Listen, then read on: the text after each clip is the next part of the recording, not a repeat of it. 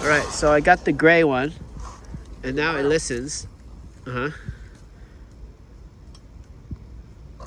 Okay, so that works. Nghe không? Nghe không? Không có gì mới không? Không có gì mới không?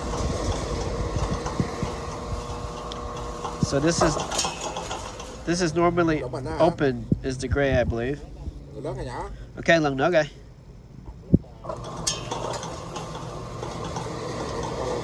And you can see that the two lights are on. Ở đâu với mình hả? Với mình hả? Đi bồi lắm hả? Ok, giờ mở ra coi.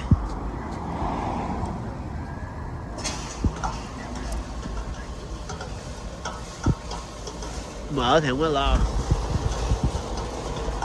Thì vô quá thiệt. Ok, rồi đi vô ha.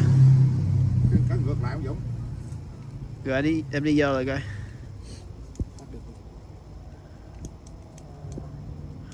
Té vô ngoài mà không ra luôn. Không vô luôn. Hồi nãy thì nó nghe, bây giờ nó hết nghe.